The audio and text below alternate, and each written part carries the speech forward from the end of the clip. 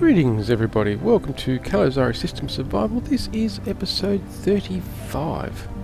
Now you'll notice that I've actually got the game paused at the moment. This is purely so that you can see what current version I'm running. There's been an update, or a minor update, since our last episode. So we're running 1.182.304 at this point in time. Anyway, last episode. What did we do last episode? Okay. Apparently there's some meteors. There they are. Okay, if you recall, we set up Tim. And our engines are running hot again.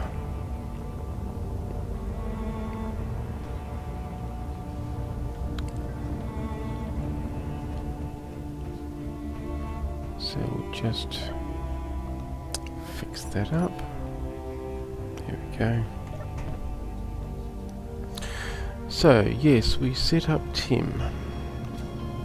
Now this is purely for inventory management, which is the intent of it. I'm not controlling assemblers or refinery with it. I'm going to let them just stay stock. They seem to work quite fine, but Tim is really good at managing where our resources and products go. And as you can see, we've labelled our large containers. We've got ingots and ores on this side, and over this side we've got our components, just to make it easy for ourselves so we know what we're looking for and where it is. We've also set up management for our oxygen generators and how it handles hydrogen and oxygen bottles, so that if we dump hydrogen and oxygen into any of the containers, in particular this one in here, in fact we can show that now. We'll grab a hydrogen bottle and dump it in here. It instantly gets shuffled off straight into a generator. If we pull the hydrogen one out of here, it all of a sudden gets pulled back. So we can now don't have to worry about manually dropping them into our oxygen generators to recharge them. Tim will actually do that for us. It also maintains 100k ice whilst we have the ice, that is. At the moment we've got 1.4 million kilograms of ice, so that should keep us going for quite some time, I think. At least I hope so. Anyway, we've still got ice. Ooh, I didn't actually check whether we're still mining ice over there. Let's just quickly go over here and grab.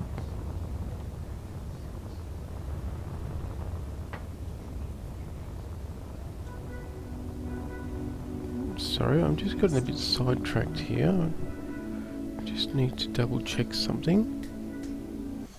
Oh, okay, mule doesn't have any antenna. That could explain why I don't see it most of the time. Anyway, we're just going to head over to Gunslinger here and just quickly zoom on over to our ice rig. Just wait until these things are finished pummeling the... Come on, snap out, there we go. The meteors, just so we don't inadvertently get shot up by our own guns.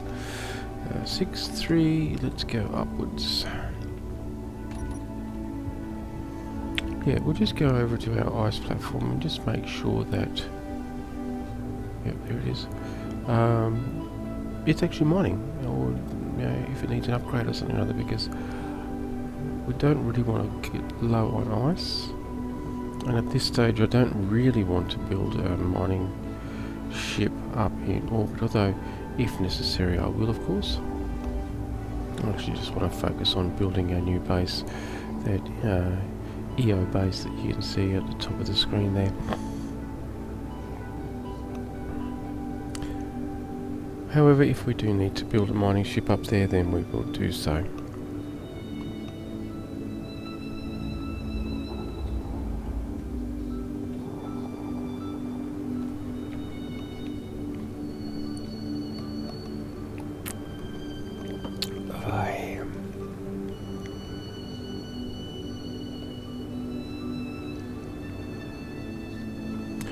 It is a bit of a shame that our ice lake is so far away from our base that it's like 19 kilometres, so it takes a little while to get over there.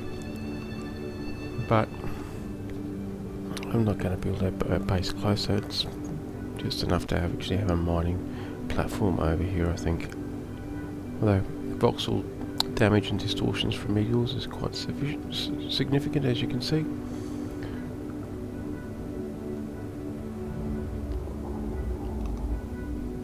Fortunately, it doesn't seem to be slowing us down in any way, shape or form.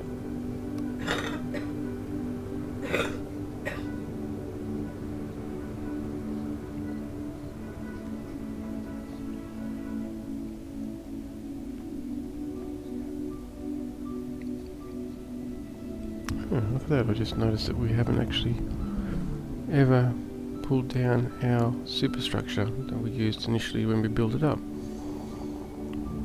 And there you go, I suppose we have actually only reconfigured this platform here once.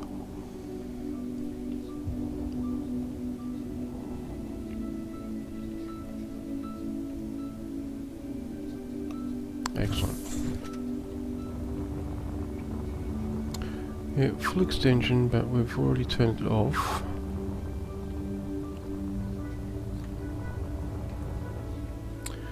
But oh, not that one. I think it's cobalt that's down here, isn't it? But it's no, it's over there. We've got nickel one side. Sure, I saw nickel. There it is there.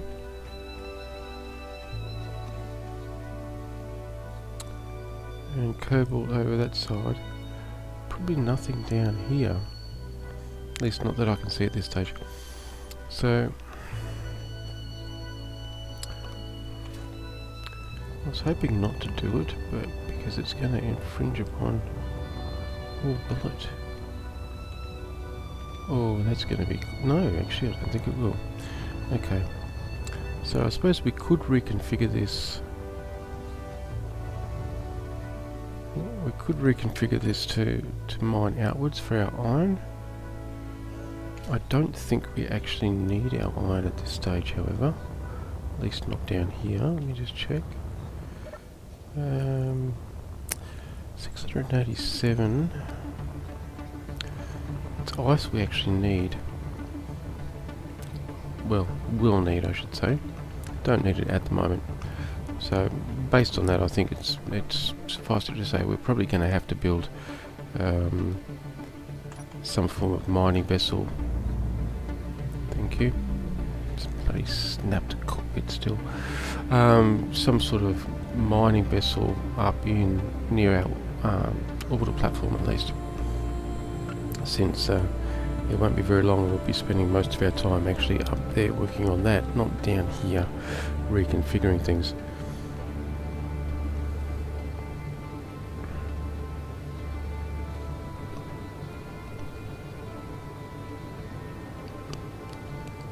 And that said, we're heading back to base now, so we can park the ship up and grab Gecko, and once again ascend up to orbit to continue working on our base up there. Now that it's been fully repaired and that hydrogen tank is fully recharged, I think it's time for us to head back to orbit so we can continue expanding out that way.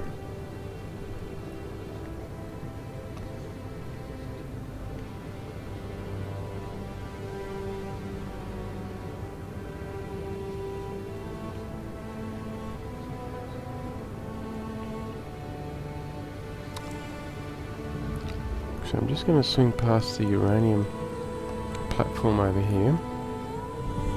I'm pretty sure I've grabbed all the uranium ore out of it. And it's already processed that up. I'm just going to double check. I'm not going to reconfigure this one because we've got some uranium deposits up in orbit. And again, it comes back to the same thing that we were discussing before, is we're going to actually spend more time up there now. Good morning. Current mission, well, mission is purely exploratory. Sorry, I'm sorry, I'm going to really mangle your name. Remethip? I don't know. So I do apologise for the total mangle. Mission has so far has been to eliminate three pirate bases that were within striking distance of our base down here on the planet, and we've only just now launched off into orbit up there so that we can go and explore the other worlds. There's a couple over that way, there's another one over that way somewhere, and I know there's a couple of colonies over that way that will need defense. They've been encroached upon by pirates, so basically the mission is to rid this system of pirates. There's the other one, Mars. Well, that's actually real Mars from the workshop, it's not actually base game Mars. Okay, so that's turned off. And I'm just doing some final maintenance here on the planet before I head back up to orbit to continue building the base that we've started, which is there, the one there, EO base, Earth orbit. Okay. It's next to no uranium. It's sort of almost pointless as grabbing it, but I'll take it back and we'll stick it into our spaceship, orbital ascent vehicle. This is pretty much vanilla. The only mods I've got installed are a no bloom mod for LCD screens. I can't stand the glare that the default ones give off, and I'm running a customized or a personal speed mod, which literally just doubles the speed. I used to run one that was 10 times increase in speeds, but the multi-threaded physics seems to wreak havoc with it. So this one's only a double speed, so 200 meters a second for small grids. I'm running 225 meters a second for large grids, but that is the only mods I'm running, except for the planets. I'm running real Mars that I got off the workshop, and I'm also running Hoth, or Hoth 2 I think it's listed as. Again, another one off the workshop. I find that they're two very, very nice planets. They seem to, well, at least the Mars one at least, I find, where the hell's it going, over that way, I actually like it better than the vanilla one. So in this particular scenario, yep, it's all pretty much all vanilla. But no, we need this. Oh, I can do it here. What am I doing? I just keep forgetting that I've actually put cargo access into here now. Alright, take care of that refinery. No, you are exactly correct. Running as an asteroid at 1,000 meters a second is not recommended.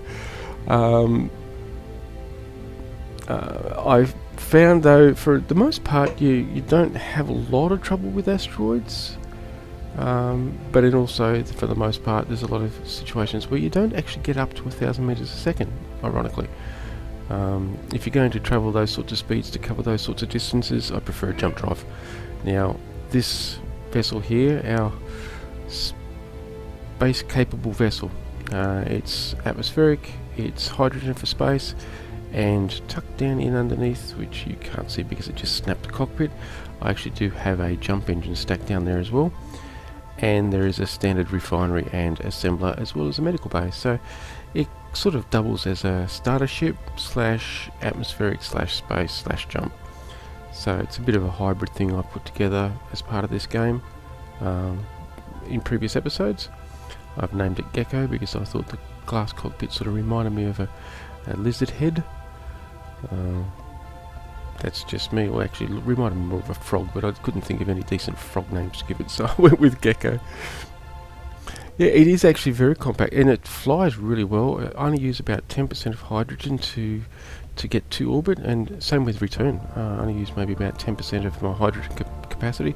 There's 3 large hydrogen tanks there, 2 large cargo containers. So it's quite an efficient little vessel. It's probably the most compact and efficient one I've actually built.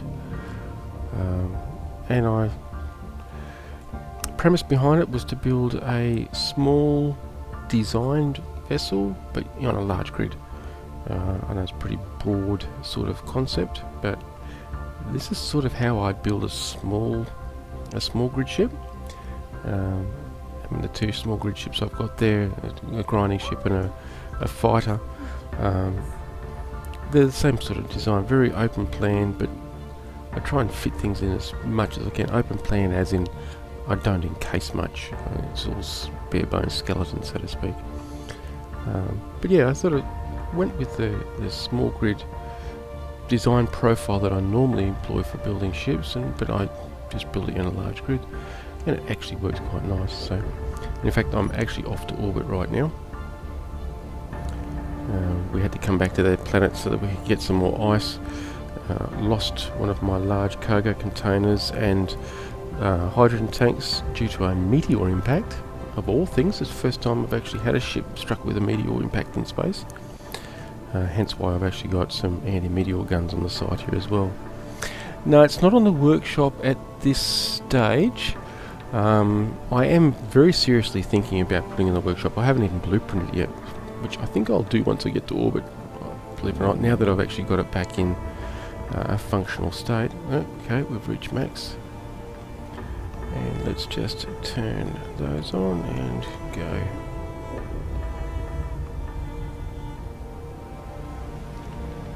So you only get about 7 or 8 kilometres up under atmospheric thrusters, and then hydrogen works fine from that point up. In fact, we can turn those off.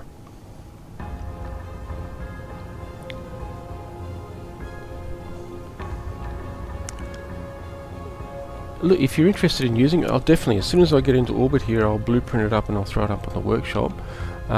Link to my workshop items can be found underneath this video. I don't go by Malbathla on the workshop. Oh, look at that. Oh, stupid me. There we go. Nearly killed myself. That's not good. I actually go by Calizari on the workshop.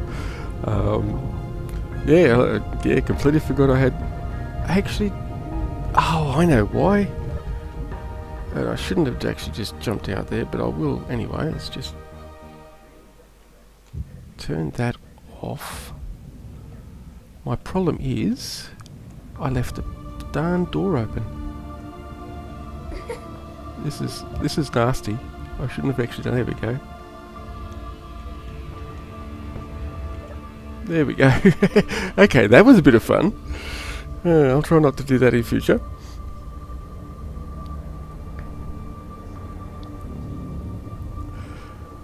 Alright, well, I actually completely forgot about the helmet because this is an airtight cockpit, and I would normally have closed the door, but I got myself sidetracked and didn't bother closing the door behind me.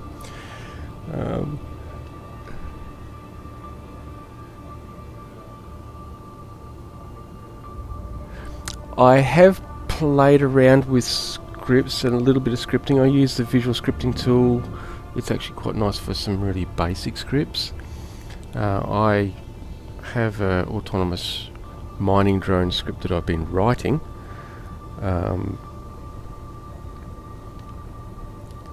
which I haven't worked on for quite some time actually. No, that's alright. I do apologise. That it's just safer to have links disabled in general chat. I do apologise. But yeah, Shipman Pro Mark II. That sounds interesting actually. But yeah, I haven't played around with scripts much. The last scripts I wrote was just using the visual scripting tool that's available online, and it was just for connector maintenance and inventory checking and stuff like that. It was a auto fabrication rig. It built it at a spiral staircase. Built it quite large. It had glass windows, I should say, mostly glass. Just another one of those little experiments we do. Yeah, planets are rather dangerous, or at least can be rather dangerous. This particular scenario, which as you can see is Calizari system survival. Calizari system is a custom system that I built. So I started with an empty. I built all the planets in where I wanted them. I then set up all the pirate bases myself as well, using all the relevant antenna namings to have them auto-generate drones and so on. There's even a few out amongst asteroids between some key locations. So just to set myself a bit of a challenge. Well, it's one of the challenges I've set myself. I actually play this game offline fashion as well, so come on.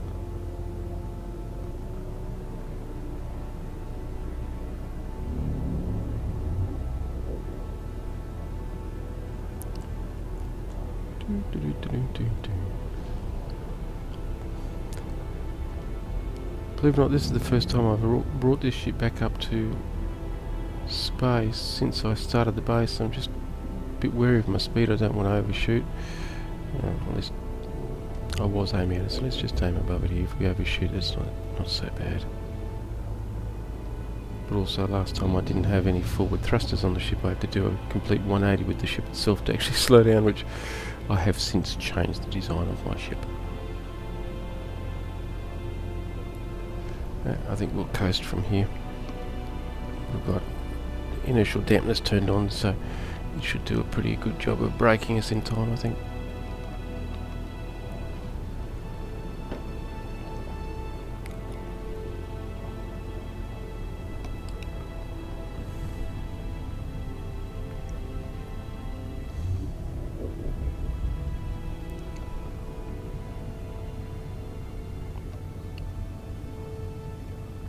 One stage there I was even hiding the ship inside the asteroid so that it didn't get hit with meteors again after it got hit, at least while I was building back up, but I think I should be good now.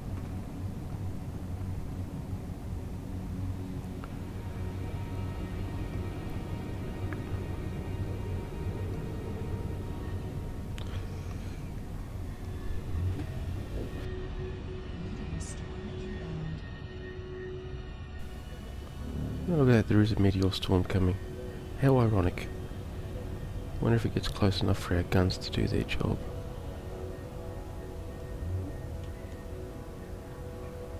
There's not much of a base here at this stage, it's just a basic platform with a couple of laid out rooms for, what did we put in there, a reactor and oxygen generation, I think.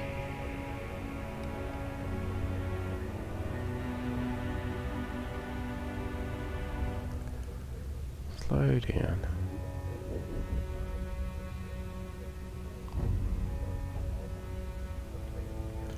Yeah, we had a lot of fun repairing the ship because I needed to find nickel, and I without a doubt checked like 30 nearby asteroids, anything up to I jetpacked nearly up to 20k away from the base here before I found one asteroid that had nickel. For some reason it became the rarest commodity. Thank you. It's like the rarest of materials here on this particular system. Okay, now we just need to close our other door.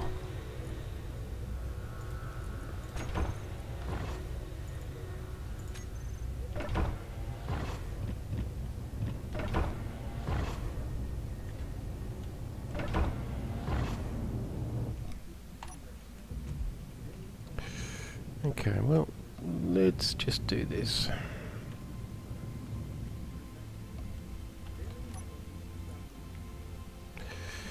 Yeah, we call it Gecko, didn't we? Let's just make sure it's all good here. Gecko.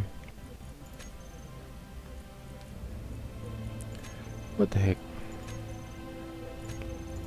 That'll do.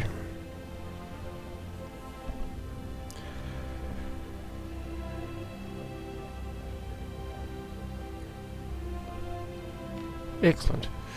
Alright, well, it's just up there basically now. Feel free to use it. You're more than welcome to make use of it on your server if you want to.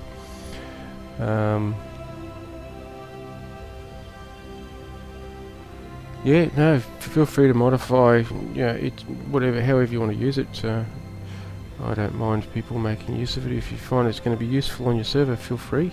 Definitely. If anybody asks, be sure to point them back to the workshop item. It doesn't really worry me. I've got other items up there too that are quite interesting, but these days I just sort of throw things up as I get inspired, or as yourself, as people ask about them. Like Gunslinger, the little fighter ship, 6 Gatling 2 missile launcher fighter that I've got down at the base that we just came from, down there somewhere. I think I've thrown that up on the workshop too, actually.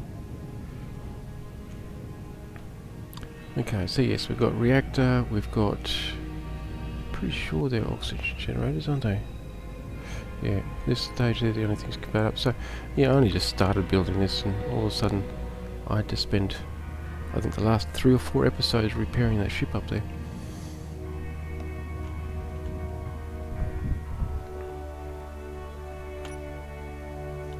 I do apologise if the stream is stalling a little bit. I've got additional network usage going on here as well at the moment, so hopefully that should clear up soon. Now,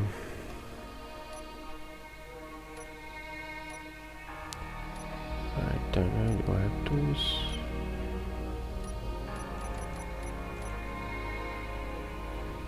I don't have any doors here. Oh, what an oversight that is.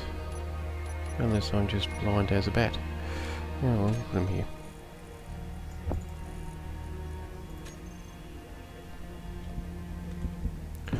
As you can see, I'm not using any elaborate airlock type situation. It's just a simple 2-door lock.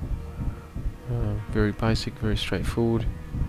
Rather functional. I'm not too concerned about losing a little bit of oxygen each time you cycle through it. I have used airlocks in the past, actual airlock scripts. MM Master has got a nice one. And I've used that several times over, especially on bases that require multiple locks. But I've also used my own, just a timer based one. But it worked quite nicely. But these days I'm lazy. These days just the 2 doors, cycling through them. Sometimes I automate them, put an extra block between and a sensor in there so it always is a one open, one closed state, and every time you move through it swaps states. So if you've got an open indoor and a closed outdoor and you're wanting to go through it, you're coming from the inside outwards, it'll automatically cycle them. You tend to lose more oxygen doing it that way though, unless you use timers to delay. So I've tried different things. It doesn't really worry me anymore. I just remember to actually cycle them myself.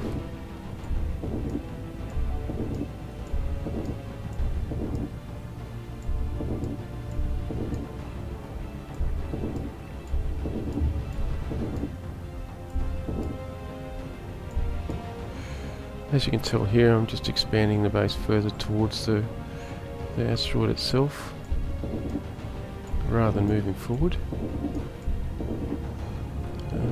I might end up excavating below the base yet, working downwards as well. But at the moment I'm just working on the top flat plane here. One of the goals for this base is to have a landing pad big enough to take our ship over there. It's quite... For a large grid ship it's very small, but for to land it, and actually on a full pad, the pad does need to be reasonably large compared to a small grid. That's alright. I'm in no overly big hurry, and if I don't have the resources now, I'll have them soon.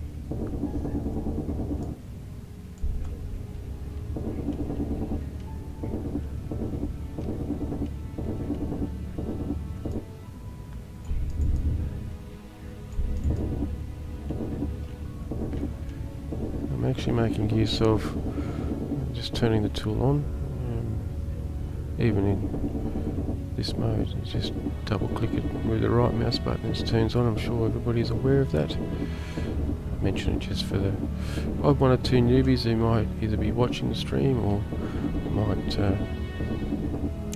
come across the videos on YouTube. I archive them all off to YouTube. Again, the links below the video if you're interested in looking at previous episodes, which is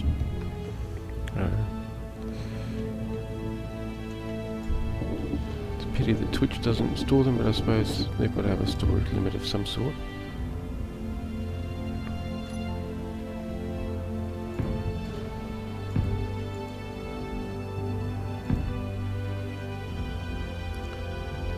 Come on, loose rubble, get out of the road, thank you.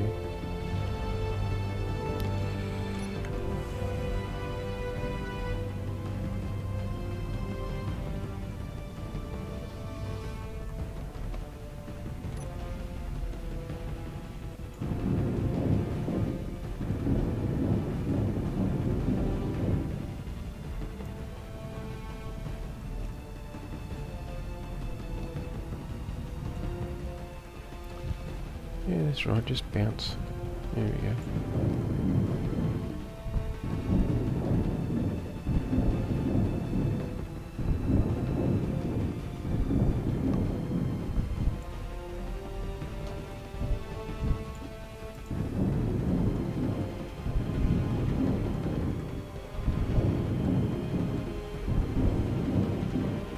So the only problem about streaming a live survival game is that the welding part of it is slow and tedious and, well, quite frankly, dull.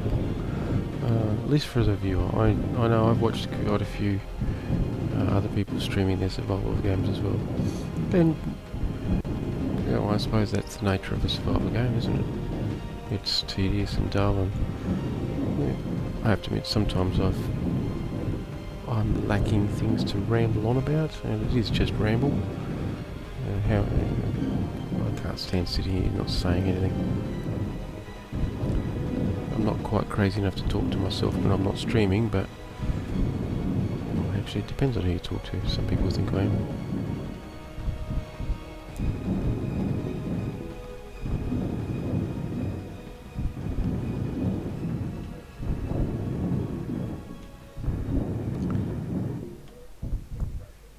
Okay.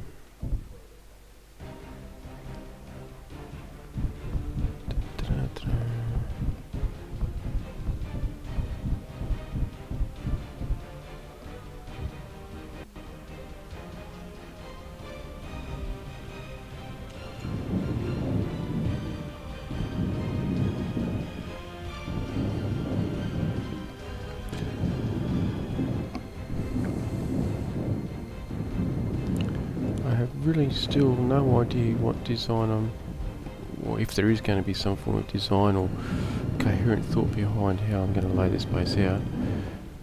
Starting with power generation and oxygen generation, because I actually want to start it out atmospheric, where it's airtight I should say. And as new sections get introduced, of course they'll become airtight as well, and so on. But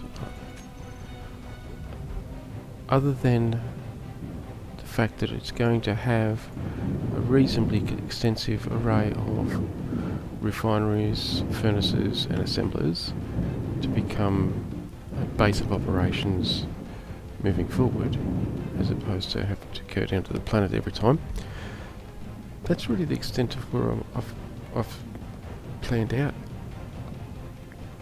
at this point in time. This will eventually become home base. I've eliminated all the pirate threat on the planet itself, so there's really no need for us to be down there any more than is necessary, really. And at the moment it's just to pick up resources that I am having trouble finding up here, or to make repairs and upgrades, because I mean up here we've only got our single refinery and assembler that we've got on the ship here. Down there we've got six refineries and arc furnaces and stuff like that. So it's just quicker to get resources from down there. And it's not that bad to go back down through the atmosphere and take the ship back down to the planet, and handles it really well. And I just realised I've been an idiot and I've done something stupid here. Let me just kill that.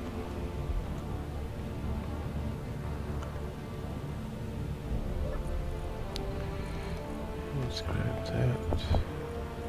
Yeah, well, that's too many, but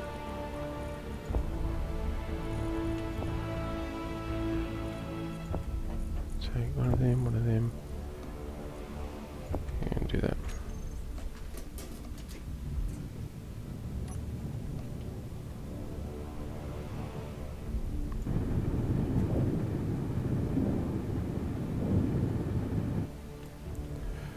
find it much easier to weld up unobstructed as opposed to trying to get it just right, although it probably looks like it would have worked fine here. Purely because of the period of time there where space engineers had trouble targeting what you were wanting to weld up properly. Force of habit, I guess.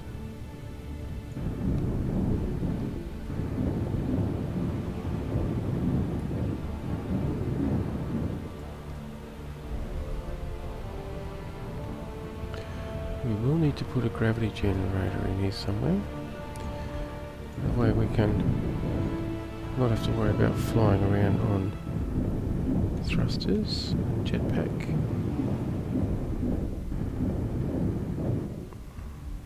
I mean, we've got plenty of hydrogen, but... Oh shit, have we run out of oxygen? Oh no, we don't have an oxygen bottle with us, do we?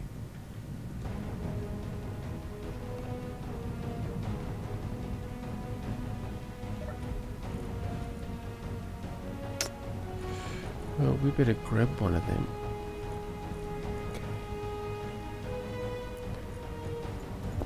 Let's just grab, okay. There we go, let's do that.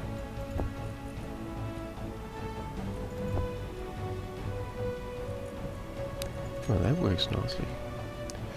And look at that. Oh, that was a bit silly. Look where you're going.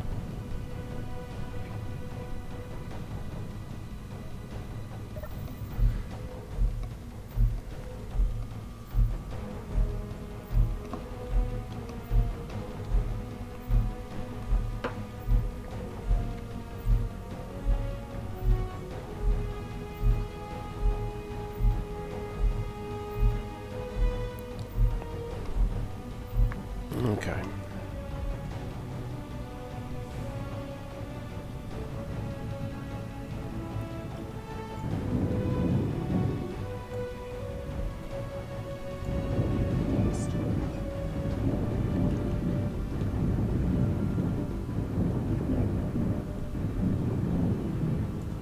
Oh, that reminds me. If I'm not mistaken, that Gatlings have actually got no ammo in them.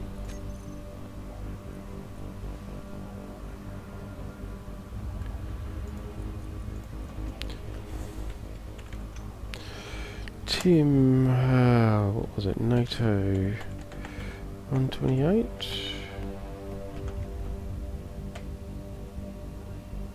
No, what the hell's it called now? I keep forgetting.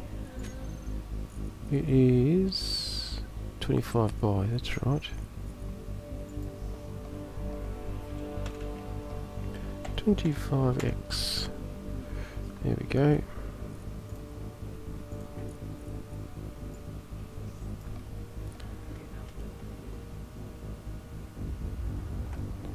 Let's just take you and split you on there. I didn't have any arrow in them, so because I didn't want them to engage in any form of combat when we were on the planet. That was what the base Gatlings were for. Excellent and excellent. So now if those meteors come too close, they've got something they can shoot back with.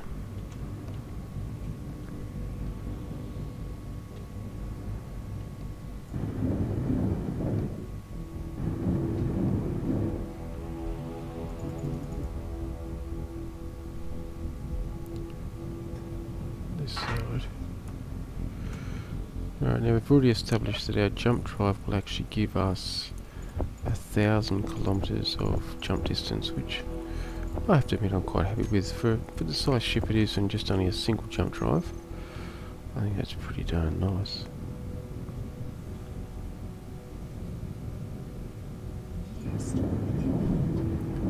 Yeah, he just said that. Must have gone past me.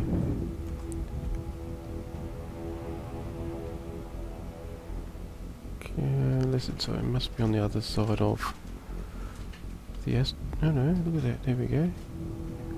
Is it shooting through the planet, the asteroid, the meteor? Shoot, oh no. Good call. I nearly didn't put them on there, because I was just going to park it back inside the asteroid here to help protect it. Actually kind of glad I did add them on now. Hopefully they'll do their job and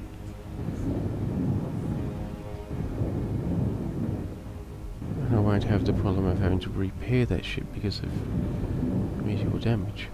Yeah, I'm still quite peeved by that actually. It is actually the first time it's ever happened. And I've had ships in space a lot. So, yeah. It's the excitement of survival.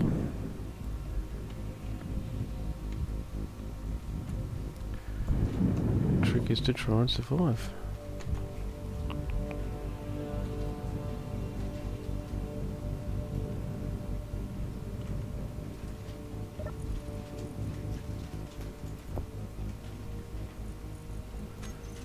Okay, surely those hydrogen tanks are near full. Oh, okay, getting there.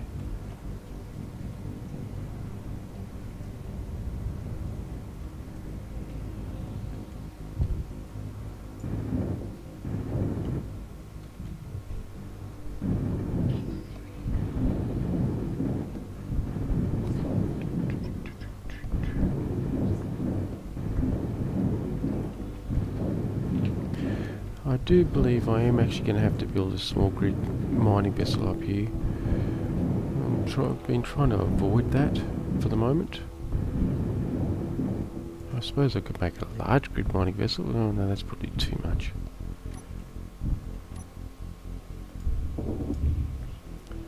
It actually wouldn't be the first time I've done that. I've built some pretty interesting large grid miners.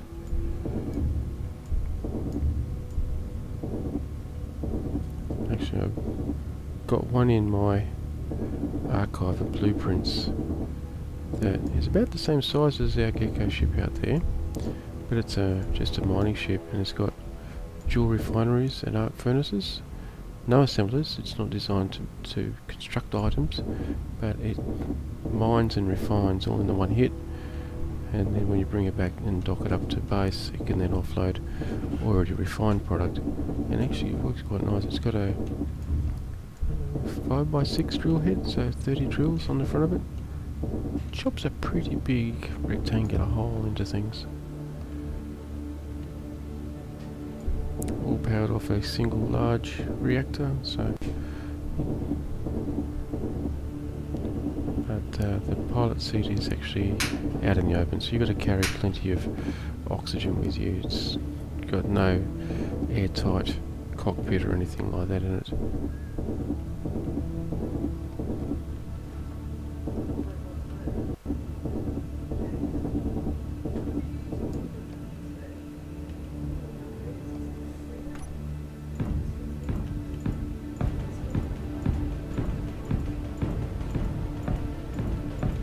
Music implies there must be meteors around.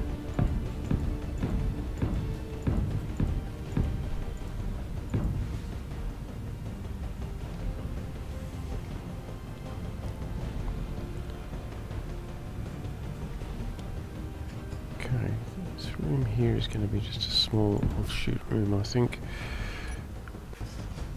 Don't want to have to chop too much. Okay, yeah, knock it out. Don't want to have to cut too much out of here. We already want that space over there, but I do want to set up some a server room just to control all of the scripts that I'm going to put into this base. There will be a few, Tim being the primary one, but not the only one. I'm going to also set up I think a solar array, and I'll use ICE's solar alignment script for that. I find it's an absolutely beautiful script to use for managing large solar towers, especially when they're on a 2-axis system. But we'll get to that. No tearing hurry for it at the moment.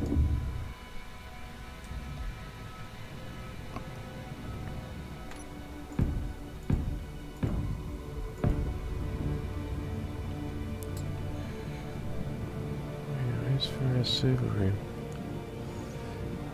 1, 2, 3. That'll give me 6.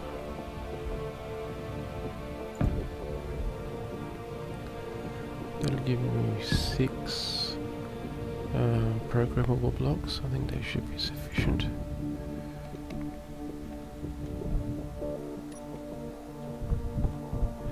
I find that 6 is usually about the most that I've ever used in a base when it comes to programmable blocks and timers. In a compact space like this, I'll lay the timers down and stick a programmable block on top of each. I am a firm believer in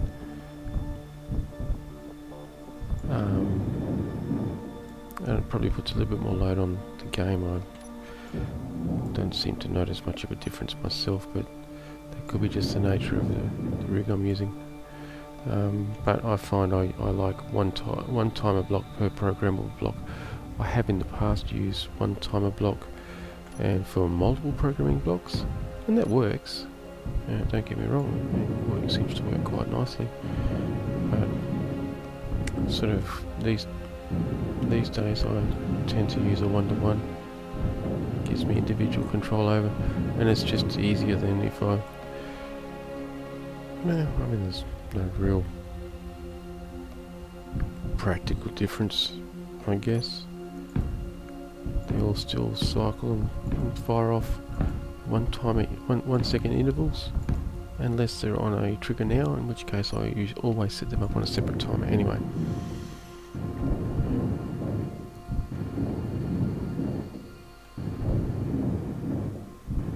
I mean, you have 9 programmable blocks tied onto a single timer. Each one of those 9 is still only going to get triggered once every second, because the timer block fires once every second, so it fires and it fires off the scripts in each of those 9 programs. So it really doesn't make never mind, does it? But I like to individually name the timers and the programming blocks just for my own convenience. It helps me keep track of what's what, and if I want to turn off a particular program, I can either disable or turn off the actual timer for it and stop its action, but still have the programmable block available if I want to manually run it. Whereas just turning off the programmable block sort of makes it a bit difficult there. You have to turn it back on if you want to use it. If you've got a timer sitting in the background that's got it keyed in, as soon as you turn it on, it starts firing off, and it just makes it a bit messy when it comes to manually firing it.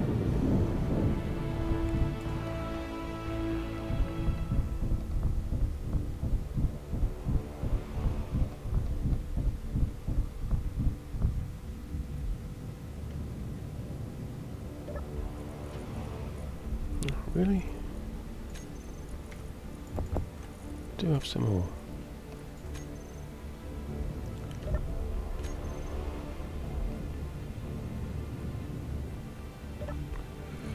What do we got here still? We've still got 19k, that's fine. Tons, in other words.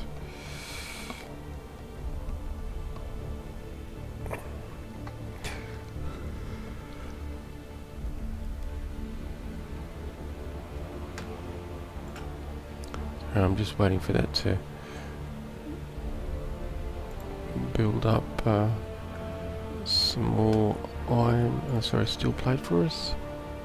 Shouldn't take very long.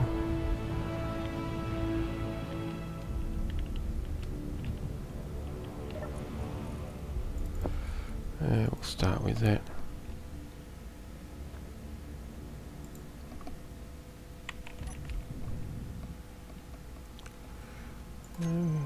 Don't want that.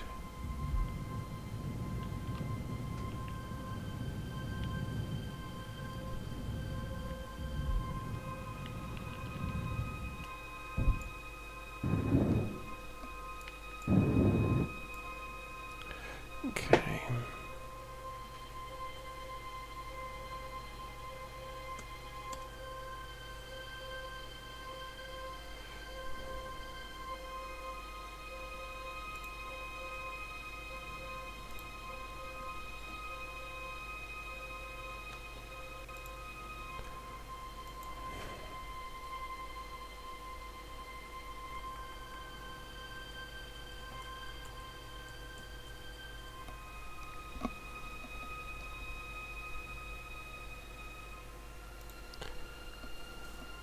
Sorry about that. Just had a bit of a distraction.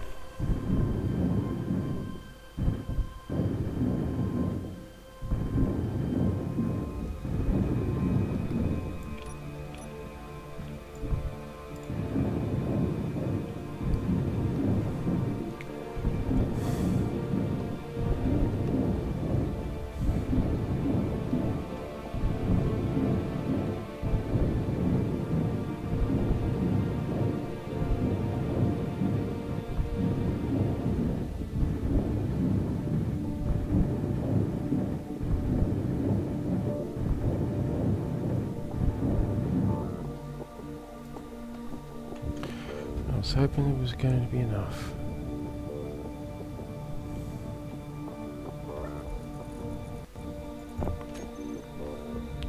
Well, that's well and truly enough. We don't need that many. What do we need? 5? Oh no. 7.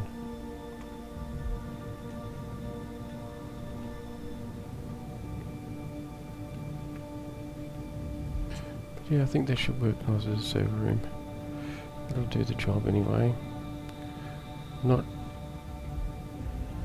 Okay, we might have to look at that. Have to bring it in higher. So I'm just thinking about making it airtight. Can't bring it through there because that's going to encroach upon where I want to put a programming block. If I bring it off the top... Oh yeah? Oh, hang on. No, I can't. That's just a light. So I'm going to have to probably run a conveyor junction there, an elbow there, conveyor junction through the wall. That'll stick it above the programming block, and then a vent on the inside here. Yep, that'll work. Alright. Well, unfortunately, I'm going to stop my stream at this point. I normally only stream this game for about an hour, and that time has come up. Look, thanks for stopping by, everybody.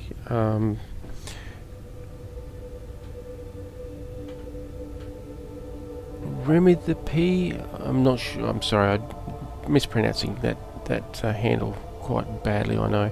Anyway, yeah, feel free to make use of Gecko on your server if you want to. Give it to new players in the faction. It should be available on my workshop page, which is you can find via the link at the bottom down here. I'm just double checking it, so bear with me. Open link in new tab, thank you.